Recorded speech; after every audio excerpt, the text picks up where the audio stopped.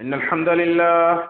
نحمده ونستعينه ونستغفره ونعوذ بالله من شرور أنفسنا ومن سيئات أعمالنا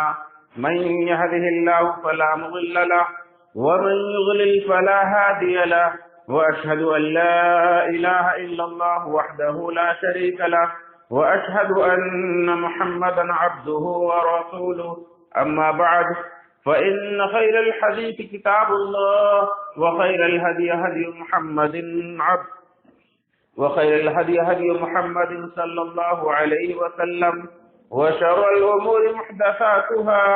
وكل محدثة بدعة وكل بدعة ضلالة وكل ضلالة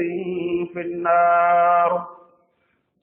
فأعوذ بالله السميع العليم من الشيطان الرجيم من همزه ونفخه ونفثه.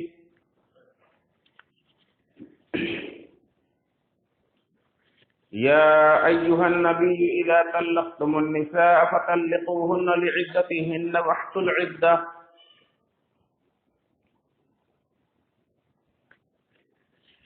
وقال النبي صلى الله عليه وسلم لا تسأل المرأة طلاق أختها لتستفرغ صحفتها فإنما لها ما قدر لها. رواه داود والنسائي والحاكم. رب اشرح لي صدري ويسر لي أمري واحلل عقدة من لساني يفقهوا قولي. ربي زدني علما. سبحانك لا علم لنا إلا ما علمتنا إنك أنت العليم الحكيم. ہر طرح کی تعریف و توصیف، بڑائی، بزرگی، عظمتوں کی لیائی، حمد و ثنا صرف اور صرف اللہ وحدہ لا شریک، خالق کائنات، مالک ارض و سما کے لیے. بعدہ الگنت بے شمار درود و سلام ہو اللہ کے بھیجے تمام انبیاء اور رسول پر، خصوصاً آخری نبی جناب محمد رسول اللہ صلی اللہ علیہ وآلہ وسلم پر. معزز سامعین کرام، حاضرین جمعہ، دینی ملی بھائیوں، بزرگوں اور دوستوں، آج کے خطبہ جمعہ میں موقع کی مناسبت سے میرا عنوان ہے طلاق کی کراہت اور جواز کی حکمت. طلاق کی کراہت اور اس کے جواز کی حکمت. دراصل یہ ایک سلسلہ ہے طلاق کے احکام و مسائل کا، جو موقع کی مناسبت سے شروع کیا گیا ہے، جس کے تحت انشاءاللہ کل 12 خطبے ہوں گے، اور طلاق اور اس کے متعلقات کے ہر گوشے پر انشاءاللہ کتاب و سنت کی روشنی میں گفتگو ہوگی. کیونکہ کتاب و سنت کا علم نہ ہونے کی بنا پر، یا ہمارے بے عملی کی بنا پر، یا اس سے پہلو تہی اور روگردانی کی بنا پر، جس طرح سے امت مسلمہ کی جگ ہسائی ہوئی ہے اور دوسروں کو اللہ کے اس مقدس دین میں جس طرح سے گھسنے کا جو دروازہ ملا ہے، مداخلت کرنے کا، وہ بہت ہی افسوسناک ہے، جس پر امت مسلمہ کو سنجیدہ ہو کر اپنی ذمہ داریوں کے تعلق سے فکر مند ہونے کی ضرورت ہے، اور حرکت میں آنے کی، لاہ عمل مقرر کرنے کی، اور اسی طرح سے امت میں بیداری پیدا کرنے کی ضرورت محسوس ہو رہی ہے. ورنہ اگر ہم یوں ہی غفلت میں رہے تو اللہ رب العالمین کا جو فرمان ہے کہ وَلَن تَرْضَىٰ عَنْكَ الْيَهُودُ وَالنَّصَارَىٰ حَتَّىٰ تَتَّبِعَ مِلَّتَهُمْ، یہود و نصارہ تم سے اس وقت تک راضی و خوش نہیں ہوں گے جب تک کہ تم ان کے ملت کی پیروی نہ کرو. اور یہود و نصارہ ہی کے نقش قدم پر چلتے ہوئے دنیا کی دوسری ساری قومیں جن کے بارے میں نبی کریم صلی اللہ علیہ وسلم نے پیشین گوئی کی تھی کہ ایک دور آئے گا کہ ساری قومیں، ساری امتیں تمہارے اوپر ایسے پل پڑیں گی جیسے بھوکے دسترخوان پر پل پڑتے ہیں، ایسے ہی تم پر ٹوٹ پڑیں گی جیسے بھوکے دسترخوان پر ٹوٹ پڑتے ہیں. تو صحابہ کرام نے پوچھا تھا کہ کیا اس وقت ہماری تعداد کم ہوگی؟ تو آپ صلی اللہ علیہ وسلم نے فرمایا نہیں، بلکہ اس وقت تم بہت بڑی تعداد میں ہوگے، لیکن تمہارے اندر اس وقت وہن پیدا ہو چکا ہوگا، ایک بہت بڑی بیماری، بہت بڑی کمزوری کے شکار تم ہو چکے ہوں گے. صحابہ نے پوچھا یہ وہن کیا ہے؟ تو آپ نے فرمایا کہ موت سے نفرت اور دنیا کی رغبت، دنیا کی محبت. آج ہم نے دین کو بالائے طاق رکھ دیا ہے، دنیا کی محبت میں گرفتار ہو گئے ہیں، اور وہ موت جو سب سے بڑی حقیقت ہے جس کا نہ کوئی انکار کر سکتا ہے، نہ کوئی اس میں اختلاف کر سکتا ہے، اور جس کا ایک وقت مقرر ہے جو نہ کبھی اس سے پہلے آ سکتی ہے، نہ اس سے آگے، نہ اس سے پیچھے ٹل سکتی ہے، اس سے ہم سب متنفر اور راہ فرار اختیار کرنا چاہتے ہیں، راہ فرار ڈھونڈ رہے ہیں، جس کی بنا پر آج حکومتی پیمانے پر، عالمی پیمانے پر ایک ایک کر کے دین اسلام سے مسلمانوں کا رشتہ توڑنے کی، کاٹنے کی کوششیں کی جا رہی ہیں، اور باقاعدہ پوری پلاننگ کے ساتھ ابھی آپ نے دیکھا کہ 3 طلاق کا بہانہ لے کر کے اسلام میں گھسپیٹ کی گئی، اور 3 طلاق مخالف بل پاس کر کے ایک بہت ہی نامعقول اور نامناسب قانون بنایا گیا کہ جس کی کوئی لاجک نہیں. ایک عام انسان بھی جس میں کوئی فائدہ ڈھونڈتا ہے تو نظر نہیں آتا ہے کہ اس میں فائدہ کیا ہے. نہ اس میں شوہر کا کوئی فائدہ ہے، نہ بیوی کا کوئی فائدہ ہے. جو دراصل ایک جوڑے کا مسئلہ تھا اسے ایک ملکی اور قومی مسئلہ بنا کر کے اور بہت بڑے پیمانے پر پروپیگنڈا کر کے اس کے خلاف بل پاس کیا گیا، قانون بنایا گیا، سزا مقرر کی گئی، اور وہ ایسی سزا کی جس میں کوئی فائدہ ہی نہیں. جبکہ دین اسلام جو اللہ رب العالمین کا بھیجا ہوا سب سے زیادہ عدل و انصاف والا دین حق ہے، جس کے اندر کوئی شر ہی نہیں، کوئی برائی ہی نہیں، مکمل طور پر 100% خیر ہی خیر ہے اس کے اندر. چاہے وہ نکاح کا مسئلہ ہو یا طلاق کا مسئلہ ہو، اس میں کیسے یہ محسوس کیا گیا کہ اس کے اندر خرابی ہے، بگاڑ ہے، برائی ہے. اس کے وجوہات کو ہمیں جاننے کی ضرورت. اور وہ دین جو ہمیں نکاح کی رغبت دیتا ہے، شادی اور بیاہ کرنے کے لیے ابھارتا ہے، اس کے فضائل بتلاتا ہے، وہ دین ہمیں یہ بھی سکھلاتا ہے کہ دیکھو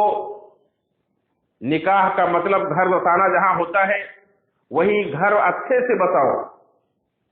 فَإِمْسَاكُمْ وَعَاشِرُوهُنَّ بِالْمَعْرُوفِ، ان کے ساتھ بھلائی کے ساتھ معاشرت اختیار کرو. اور اگر کبھی چھوڑنے کی نوبت آئے، طلاق دینے کی نوبت آئے، تو بھی قرآن کریم ہمیں سکھلاتا ہے کہ فَإِمْسَاكُمْ بِإِحْسَانٍ أَوْ تَسْرِيحٌ بِإِحْسَانٍ، اگر تمہیں روک کر رکھنا ہے تو اچھے سے روک کر رکھو، اگر تمہیں چھوڑنا ہے، نکاح طلاق دینی ہے تو اچھے طریقے سے طلاق دو، اچھے طریقے سے تم اسے چھوڑو. یعنی چھوڑنے کے بعد بھی کوئی دشمنی، کوئی عداوت، کوئی بغض کسی فریق کا کسی فرد کا کوئی نقصان نہ ہو، یہ تعلیم دیتا ہے دین اسلام۔ لیکن آج کا یہ طلاق ثلاثہ بل جو پاس کیا گیا، جو سزا مقرر کی گئی، آپ دیکھیں کہ 3 سال کی شوہر کو 3 سال کی سزا اور اس کے اوپر مزید جرمانہ عائد کر دیا گیا۔ اب بھلا بتلائیے کہ ایک جوڑے کا گھر ٹوٹا ہے، گھر اجڑا ہے، یہ سزا اس کے لیے کچھ کم نہیں ہے، یہ اس کا کچھ کم نقصان نہیں ہے، چاہے شوہر ہو یا بیوی ہو۔ اوپر سے شوہر کو جیل بھیج دیا جائے، اسے جرمانہ بھی لیا جائے،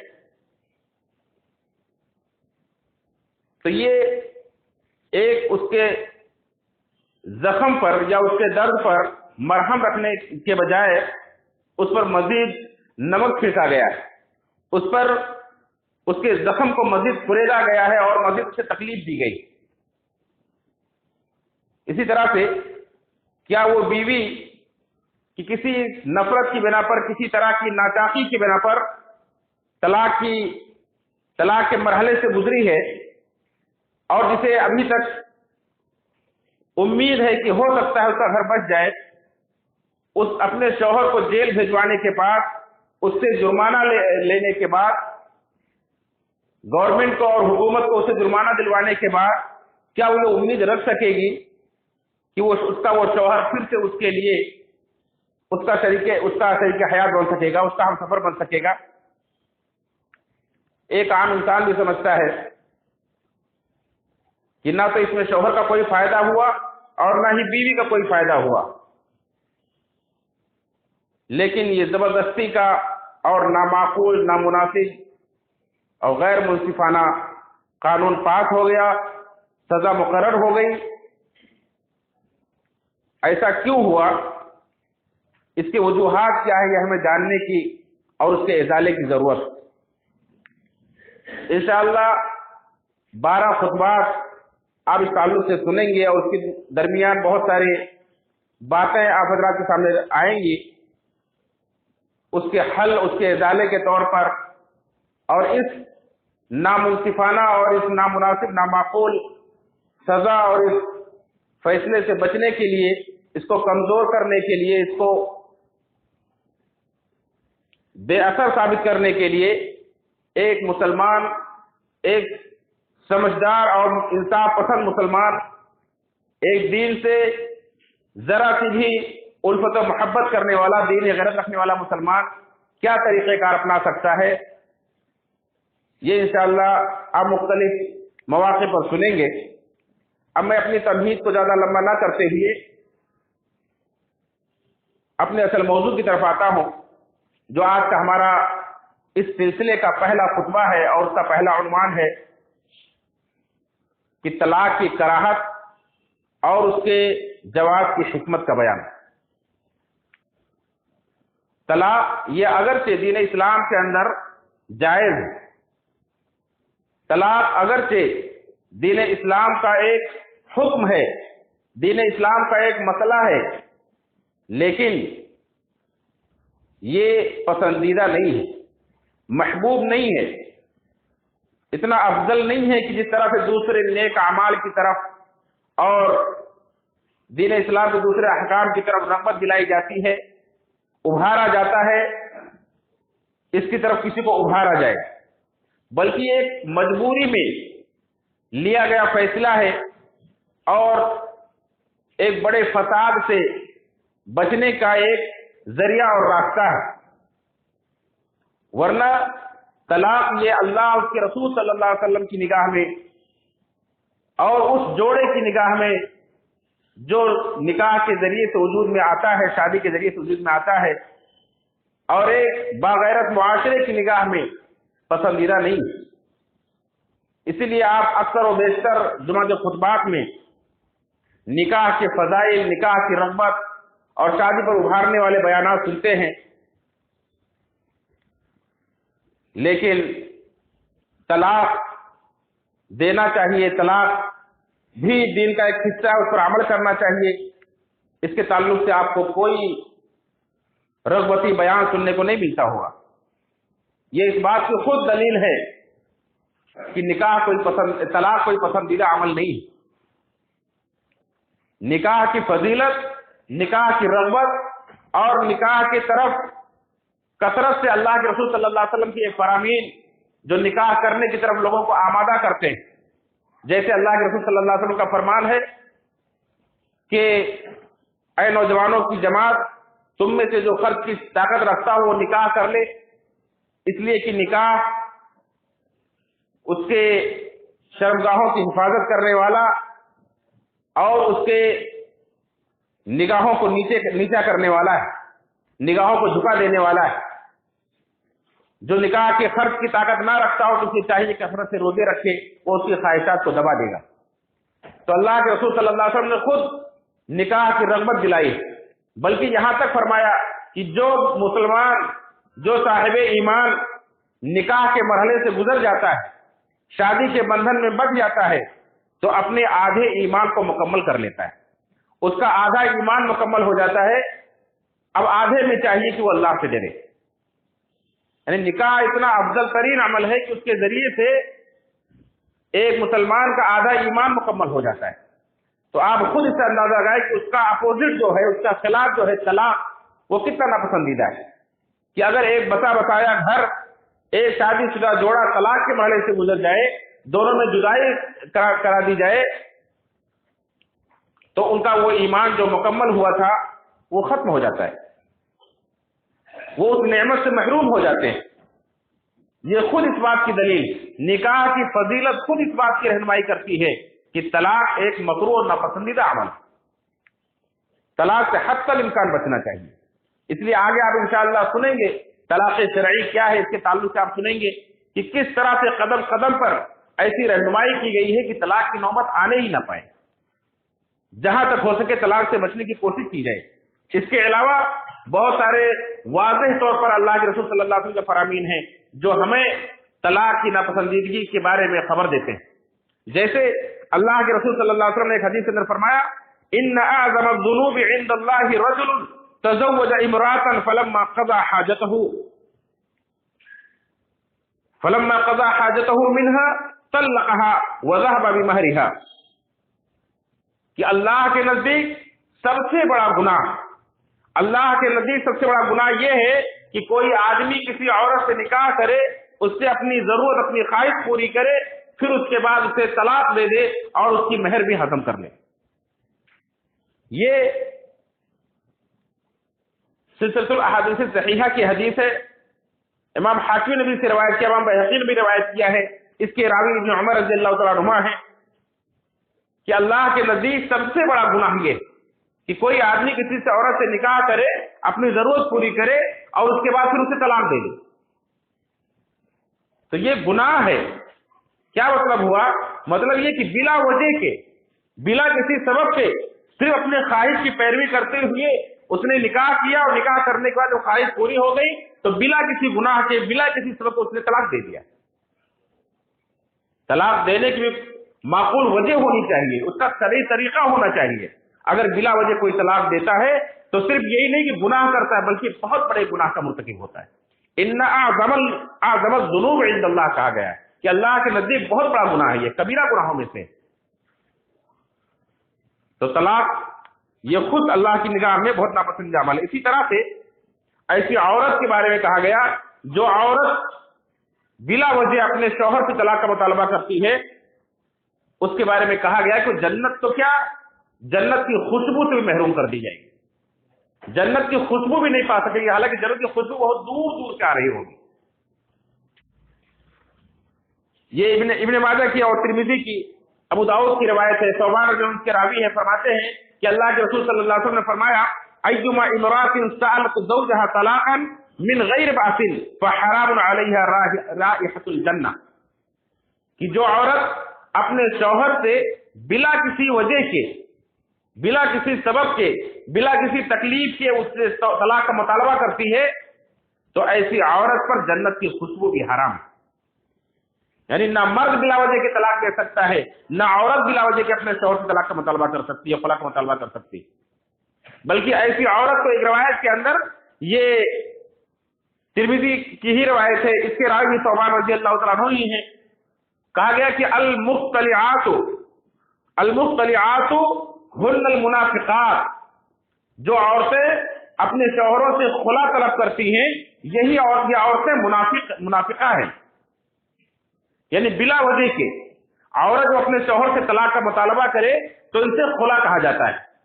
جس کا تذکرہ انشاءاللہ اگلے خطبات میں آپ سنیں گے، مکمل بیان ہوگا خلا کے تعلق سے۔ لیکن جس طرح سے ایک مرد، ایک شوہر اپنی بیوی کو بلا وجہ کا طلاق دیتا ہے تو بہت بڑے گناہ کا مرتکب ہوتا ہے، ایسے ہی ایک عورت اپنے شوہر سے بلا وجہ کا طلاق کا مطالبہ کرتی ہے، خلا کا مطالبہ کرتی ہے، تو ایسی عورت منافقہ ہے۔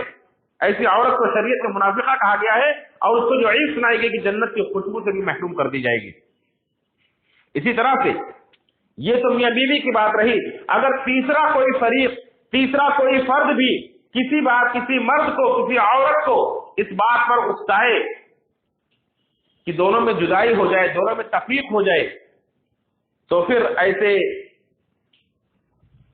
ایسے لوگوں کو بھی اللہ کے رسول صلی اللہ علیہ وسلم نے سخت وعید سنائی ہے اور فرمایا کہ وہ ہم میں سے نہیں ہے، وہ ہمارے طریقے پر نہیں ہے، وہ ہم سے اس کا کوئی تعلق نہیں ہے۔ اللہ کے رسول صلی اللہ علیہ وسلم نے اپنی سخت نفرت کا اظہار کیا ہے۔ جیسے ایک باپ اپنے بیٹے سے کسی بڑی بات پر ناراض ہو جاتا ہے اور بہت سخت ناراض ہوتا ہے تو کہتا ہے نکل جا گھر سے، آج سے تو میرا بیٹا ہی نہیں۔ اللہ کے رسول صلی اللہ علیہ وسلم فرماتے ہیں کہ لیس منا من خطب امرأة على زوجها او عرضا على سیدہ، کہ وہ شخص ہم میں سے نہیں ہے جو کسی عورت کو اس کے شوہر کے خلاف بھڑکاتا ہے یا کسی غلام کو اس کے آقا کے خلاف بھڑکاتا ہے۔ ظاہر سی بات ہے بھڑکانے سے جو نتیجہ نکلتا ہے وہ نتیجہ یہی ہوگا کہ میاں بیوی کے درمیان نفرت ہو جائے گی، میاں بیوی کے درمیان جدائی ہو جائے گی۔ اور ایسا اگر کوئی کارنامہ کرتا ہے تو یہ کارنامہ نہیں ہے بلکہ یہ بہت بڑا گناہ ہے۔ اللہ کے رسول صلی اللہ علیہ وسلم اپنی نفرت کا اظہار کرتے ہوئے فرماتے ہیں کہ ایسا شخص ہم میں سے نہیں ہے، ہماری امت میں سے نہیں ہے، ہم سے اس کا کوئی تعلق نہیں ہے۔ تو کوئی بھی میاں بیوی کے درمیان، بلکہ میاں بیوی کے درمیان اگر کوئی صلح کرانے جاتا ہے، ان کے ناچاکیوں کو، ان کی غلط فہمیوں کو دور کرنے کے لیے جھوٹ کا سہارا بھی لینا پڑے، جبکہ کبیرہ گناہ ہے جھوٹ بولنا، لیکن جھوٹ کا سہارا لے کر کے بھی، جھوٹ بول کر کے بھی میاں بیوی کو ملا دیتا ہے، انہیں آپس میں ایک کر دیتا ہے، ان کی نفرتوں کو ختم کر دیتا ہے، تو یہ بہت ہی بہترین عمل ہے۔ اللہ کے رسول صلی اللہ علیہ وسلم نے ایسے جھوٹ کو جھوٹ نہیں شمار کیا، فرمایا کہ یہ جھوٹ نہیں ہے کہ کوئی آدمی جھوٹ بول کر میاں بیوی کو ملا دیتا ہے تو پھر وہ جھوٹ ہی نہیں، اس کے نام اعمال میں جھوٹ کا گناہ ہی نہیں لکھا جائے گا۔ اور ظاہر سی بات ہے جب کوئی کسی کو بھڑکائے گا، کسی بیوی کو شوہر کے خلاف، شوہر کو بیوی کے خلاف بھڑکائے گا تو اسے بہت سارے جھوٹ کا سہارا لینا پڑے گا، اس کی غیبت کرنی پڑے گی، چغلی کرنی پڑے گی، اور یہ سارے کارنامے کر کے وہ بہت بڑے گناہ کا مرتکب ہوگا۔ تو میاں بیوی کو طلاق پر آمادہ کرنا یہ خود بھی ایک بڑا گناہ ہے۔ اسی طرح سے اسلام 4 نکاح کی اجازت دیتا ہے مردوں کو،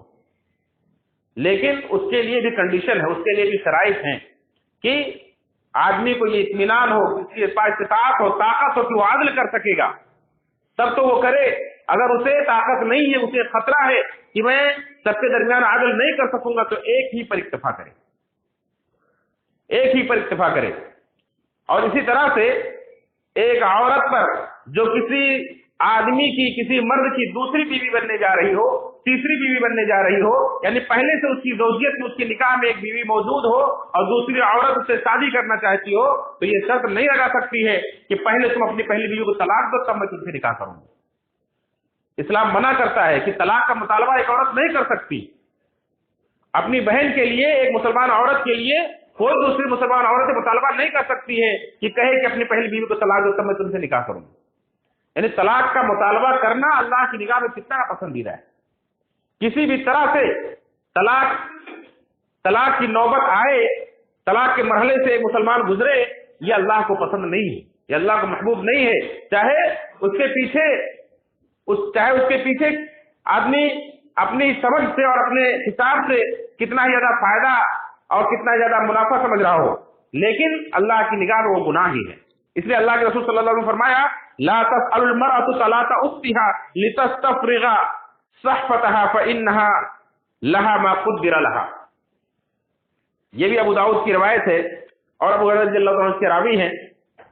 अल्लाह के रसूल सल्लल्लाहु अलैहि वसल्लम ने फरमाया कि कोई औरत अपने शौहर से, कोई औरत किसी मर्द से किसी औरत के तलाक का मुतालबा ना करे,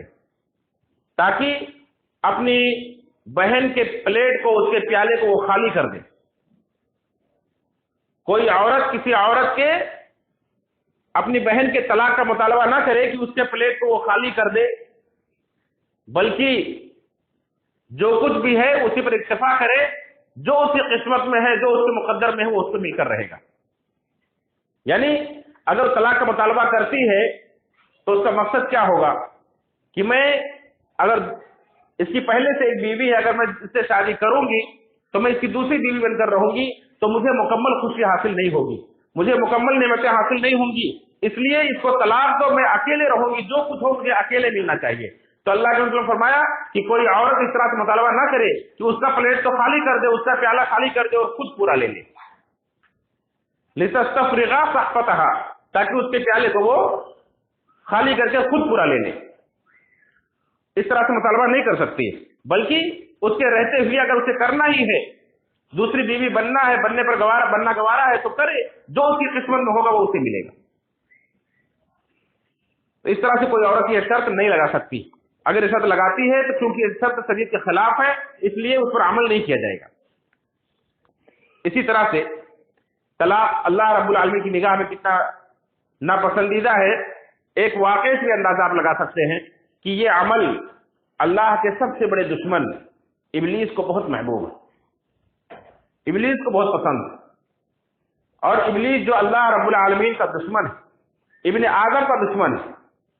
अल्लाह का दुश्मन क्यों है? वो तो अल्लाह का बड़ा इबादत गुजार था। इसी इब्ने आदम की वजह से, हमारे और आपकी वजह से वो अल्लाह का दुश्मन बना, अल्लाह का नाफरमान बना। हमारे और आपकी दुश्मनी की बिना पर अल्लाह रब्बुल आलमीन उसे अपना दुश्मन करार दे रहा है, और हमें और आपको भी कह रहा है कि शैतान को अपना दुश्मन ही समझो, शैतान से दुश्मनी ही हमेशा निभाओ, उसे कभी दोस्ती की उम्मीद मत रखो। इसलिए जो उसको पसंद है वो तुम मत करो, जैसा वो करता है वैसा तुम मत करो। मतलब शैतान बाएं हाथ से खाता पीता है तो तुम दाएं हाथ से खाओ पियो, बाएं हाथ से खाना मत खाओ पियो। शैतान की मुशाहिदत मत करो, उसके रास्ते पर मत चलो। या अय्युहल्लज़ीना आमनू उदखुलू फिस्सिल्मि काफ़ा वला तत्तबिऊ खुतुवातिश शैतान। अल्लाह रब्बुल आलमीन मोमिनों को हुक्म देता है कि ऐ ईमान वालो, इस्लाम में पूरे के पूरे दाखिल हो जाओ और शैतान के नक्शे कदम की पैरवी न करो, शैतान के नक्शे कदम पर ना चलो। तो शैतान को क्या पसंद है? सही मुस्लिम की रवायत है, हज़रत जाबिर रज़ियल्लाहु अन्हु से मरवी है, फरमाते हैं कि अल्लाह के रसूल सल्लल्लाहु अलैहि वसल्लम ने फरमाया कि इब्लीस अपना तख्त पानी पर रखता है और अपने चेलों को भेजता है कि जाओ आबादियों के अंदर और लोगों को गुमराह करो, अल्लाह के रास्ते से हटाओ, उन्हें बहकाओ, उन्हें फुसलाओ, उन्हें उनके अंदर वसवसे डालो। अब उसका लश्कर, उसके चेले जाते हैं आबादियों में, लोगों को गुमराह करते हैं और लौट कर आते हैं, फिर अपने अपने कारनामे बयान करते हैं। कोई कहता है मैंने फला कारनामा अंजाम दिया, कोई कहता है मैंने फला को बहकाया, मैंने ये किया। शैतान सबके कारनामे को सुनता और कहता है कि तुमने कुछ खास काम नहीं किया, तुमने कुछ खास काम नहीं किया। एक शैतान का चेला आता है और कहता है कि मैंने आज फला मियां बीवी के दरमियान ऐसी लगाई बुझाई की कि उनके दरमियान मैंने जुदाई कर दी, मैंने तलाक ही दिलवा के छोड़ा उन्हें। तो शैतान उससे बड़ा खुश होता है, उसको पकड़ कर चिमटा लेता है, अपने करीब कर लेता है, अपने तख्त पर बिठा लेता है और कहता है नि'मा अंता, तूने बहुत बेहतरीन किया, तूने बहुत अच्छा किया है, तूने ही असल कारनामा अंजाम दिया है। यानी शैतान के चेले जितने भी कारनामे अंजाम देते हैं, तमाम कारनामों में सबसे बेहतरीन कारनामा उसके नजदीक क्या होता है कि किसी मियां बीवी के दरमियान जुदाई हो जाए, तलाक हो जाए। अब आप अंदाजा लगाइए कि अल्लाह को यह तलाक कितनी नापसंद होगी। इसी तरह से तलाक का मसला बड़ा हसास मसला है, इसके बारे में कभी हंसी मजाक भी नहीं करना चाहिए, खेल खेल में भी नहीं करना चाहिए। अल्लाह के रसूल सल्लल्लाहु अलैहि वसल्लम का फरमान है कि 3 मसले ऐसे हैं, बल्कि दूसरी रिवायत के मुताबिक 4 मसले हैं कि जिन्हें अगर आदमी सीरियस होकर करे, संजीदा होकर करे तो भी वो वाक़े हो जाते हैं, अगर उन्हें खेल कूद में करे, हंसी मजाक में करे तो भी वाक़े हो जाते हैं। आगे जगह खाली, भाइयों से गुजारिश है कि आगे जगह पुर कर ले, पीछे भाइयों को जगह नहीं मिल रही है, खड़े हैं। तिरमिज़ी और इब्न माजा की रिवायत है, अबू हुरैरा रज़ियल्लाहु अन्हु के रावी हैं, फरमाते हैं अल्लाह के रसूल सल्लल्लाहु अलैहि वसल्लम का फरमान है, सलासुन जिद्दुहुन्न जिद्दुन व हज़लुहुन्न जिद्दुन। 3 काम ऐसे हैं कि आदमी सीरियस होकर करे, संजीदा होकर करे तो भी वाक़ई होते हैं, संजीदा ही होते हैं। अगर आदमी उन्हें मजाक में करे तो भी वो सीरियस ही होते हैं, संजीदा ही होते हैं। वो 3 काम क्या है? अन्निकाह व तलाक वर रजा। निकाह करना यानी शादी भी, निकाह भी कोई खेल नहीं है कि खेल खेल में किया और बाद में तोड़ दिया, बल्कि ये संजीदा मसला, बहुत हसास मसला है। अगर कोई, जैसे आज सीरियल और कहानियों और आर्ट के नाम पर बहुत सारे प्रोग्राम किए जाते हैं और शादी की जाती है, अगर मजाक में भी शादी की जाए तो वो शादी हो जाती है और संजीदा होकर की जाए तब भी हो जाती है। ऐसे तलाक भी है, अगर आदमी संजीदा होकर तलाक दे अपनी बीवी को तो भी तलाक वाक़ई हो जाती है, मजाक में कहे जा मैंने तुझे तलाक दिया तो भी तलाक वाक़ई हो जाती है। इसलिए इस मामले को बहुत हल्का और मामूली न समझें, बल्कि ये बहुत हसास मसला है। इसी तरह से रजात यानी तलाक देने के बाद उसे रुजू करना, वापस लेना, ये भी एक मुकम्मल उन्वान है, इंशाअल्लाह अगले खुतबात में आप सुनेंगे। तो ये सारे मसले बहुत संजीदा है। इसी तरह से दूसरी रिवायत के अंदर एक मजीद चीज का इजाफा है, अल-इत्क, गुलाम को आजाद करना। यानी मजाक में भी अगर एक आका अपने गुलाम से कहे कि जब तू आजाद है तो वो आजाद हो जाएगा। तो ये तलाक की कराहत, उसकी नापसंदीदगी और उसके हसासियत के ताल्लुक से चंद बातें जो मैंने आप हज़रात के सामने रखी। लेकिन क्या वजह है कि इतनी नापसंदीदा चीज और इतनी जो अल्लाह के निगाह में बहुत ही मबगूज़ है, नापसंदीदा है, उसे इस्लाम के अंदर जायज रखा गया? ये कुछ कंडीशन के साथ, कुछ शराइत के साथ, लवाजिमात के साथ, बहुत सारे मराहिल से गुजरने के बाद उसे जायज रखा गया है। इसके अंदर हिकमत क्या है, क्यों जायज रखा गया है? क्योंकि ये एक नागुज़ेर जरूरत, ये एक नागुज़ेर जरूरत है, इसके बगैर चारा नहीं। और अल्लाह रब्बुल आलमीन का भेजा हुआ दीन मुकम्मल दीन है, उसमें कोई कमी नहीं। अगर अल्लाह रब्बुल आलमीन सिर्फ निकाह का हुक्म देता और तलाक के रास्ते ना बताता हमें और आपको, तो हमारी और आपकी जिंदगी अधूरी होती। इसलिए अल्लाह रब्बुल आलमीन ने निकाह के और शादी के घर बसाने के जहां हमें रास्ते बतलाए हैं, वही निकाह के बाद अगर कोई नागुज़ेर सूरत पेश आ जाए, कोई नाइत्तेफाकी हो जाए और वो इस हद तक पहुंच जाए कि अब जुदाई के बगैर कोई चारा नहीं, तो फिर जुदाई इख्तियार करना भी आपके लिए जायज हो जाता है। लेकिन वो इंतहाई आखिरी मरहले में तलाक जायज है, लेकिन एकदम आखिरी मरहले में। उसके अंदर हिकमत यह है कि हम और आप एक मिसाल से समझ सकते हैं कि हमारा और आपका ये बदन अल्लाह की अमानत है, हम इसे जाया नहीं कर सकते। अगर कोई इंसान खुदकुशी करता है तो ये अल्लाह रब्बुल आलमीन उसकी पकड़ करेगा कि तुम्हारी अल्लाह की दी हुई जान है, अल्लाह का दिया हुआ जिस्म है, तुम इसमें तगय्युर नहीं कर सकते, तबद्दुल नहीं कर सकते, तुम इसे जाया नहीं कर सकते, अपने आप को हिलाक नहीं कर सकते। वला तक़्तुलू अनफुसकुम, अल्लाह मना कर रहा है, तुम अपने आप को कत्ल ना करो। लेकिन कभी ऐसी नौबत आ जाती है कि हमारे जिस्म का कोई हिस्सा खराब हो जाता है, बीमारी का शिकार हो जाता है, कैंसर हो जाता है, और फिर अगर उसको काट कर ना निकाला जाए, ऑपरेशन ना किया जाए, तो फिर आदमी जान से भी जाता है। जिस्म का कोई हिस्सा, कोई उंगली है, कोई हाथ है, अगर ना काटा गया तो उसका पॉइजन पूरे जिस्म में फैल जाता है। तो ऐसी मजबूरी की सूरत में आदमी को काटकर अलग करना पड़ता है। ऐसे तलाक का मसला है कि अगर मियां बीवी जो घर बसाने के लिए, जिंदगी गुजारने के लिए, हमेशा के लिए जिन्होंने निकाह किया था, इत्तेफाकन ऐसा हुआ कि वो नहीं बच सका, वो ना इत्तेफाकी नाचाकी का शिकार हो गया, नफरतें पनपने लगी और धीरे धीरे यहां तक पहुंच गया मामला कि अब अगर दोनों के अंदर जुदाई नहीं की गई तो किसी बहुत बड़े फसाद के शिकार हो जाएंगे, आगे कत्ल खून पर आमादा हो जाएंगे, खानदानी झगड़े लड़ाइयां शुरू हो जाएंगी। तो ऐसे मौके पर इस्लाम इजाजत देता है कि अब दोनों को अलग कर दिया जाए। वो इंशाल्लाह उसके प्रोसीजर है, उसके मरहले हैं जो आप आगे खुद बाद में सुनेंगे कि किस तरह से किन किन हालात से गुजरने के बाद फिर आखिर में इजाजत देता है कि अब दोनों दरमियान जुदाई कर दी जाए। और अगर जुदाई कर दी गई तो हो सकता है कि अल्लाह ने दोनों के मुकद्दर में कुछ और रखा हो जो उनके लिए बेहतर हो, और उसको कोई अच्छी बीवी मिल जाए, इसको कोई अच्छा शौहर मिल जाए, यहां ना जम रही हो कहीं और जाकर जम जाए, ہو سکتا ہے اللہ رب العالمین نے اسے قرآن کریم کے اندر بیان فرمایا ہے کہ وَإِن يَتَفَرَّقَا يُغْنِ اللَّهُ كُلًّا مِن سَعَتِهِ، اگر دونوں کے درمیان جدائی کر دی جاتی ہے اس صورت میں، دونوں کو طلاق کے ذریعے سے الگ کر دیا جاتا ہے، تو اللہ تعالیٰ دونوں کو اپنی اپنی وسعتوں سے، اپنی وسعت سے بے نیاز کر دے گا، اپنی وسعت سے اللہ دونوں کو بے نیاز کر دے گا۔ لیکن ایک مرحلے سے گزرنے کے بعد اور طلاق کی نوبت آئے بھی تو اچھائی کے ساتھ، اللہ نے ہر چیز میں احسان کو فرض کیا ہے، طلاق کے اندر بھی آپ احسان کو اختیار کریں، نفرت کا راستہ، تعصب اور عصبیت اور بغض و عداوت کا راستہ اختیار نہیں کر سکتے۔ یہ چند باتیں تھی جو طلاق کی کراہت اور اس کے جواب کی حکمت کے تعلق سے میں نے آپ حضرات کے سامنے رکھی ہیں۔ اس کے علاوہ میں نے جیسا کہ شروع میں عرض کیا، یہ ایک سلسلہ ہے جو انشاءاللہ 12 خطبات پر مشتمل ہوگا۔ آج کا یہ پہلا خطبہ تھا، اگلے خطبے کا عنوان ہوگا کہ طلاق کی نوبت نہ آئے، طلاق کی نوبت نہ آئے، یعنی ہم کون سا راستہ اختیار کریں، کس طرح سے اپنی شادی شدہ زندگی کو ہم بچائیں کی کوشش کریں کہ طلاق کی نوبت ہی نہ آئے۔ انشاءاللہ اس کے تعلق سے اگلے خطبے میں آپ سنیں گے۔ اور اسی کے ساتھ اگر کسی مسئلے کے تعلق سے کسی کے ذہن میں کوئی سوال پیدا ہوتا ہے تو وہ پرسنل بھی رابطہ کر کے اسے پوچھ سکتے ہیں، حل کر سکتے ہیں۔ اور اس کے لیے خصوصی طور پر ہمیں اور آپ کو چاہیے کہ جیسا کہ اعلان کر دیا گیا کہ اگلے خطبے میں انشاءاللہ اس کا دوسرا حصہ، دوسرا خطبہ طلاق کے تعلق سے ہوگا کہ طلاق کی نوبت نہ آئے اس عنوان پر ہوگا۔ تو ہمیں اور آپ کو چاہیے کہ اگر ہم اسے مکمل طور پر جاننا چاہتے ہیں، سننا چاہتے ہیں تو وقت سے پہلے آنے کی کوشش کریں اور مکمل طور پر بات سنیں تاکہ ہمارے سمجھ میں بات آئے۔ اللہ رب العالمین سے دعا ہے کہ رب العالمین ہم سب کو صحیح معنوں میں دین اسلام کا پیروکار بنائے، اللہ رب العالمین کو مکمل طور پر اسلام میں داخل فرمائے، رب العالمین ہماری خطاؤں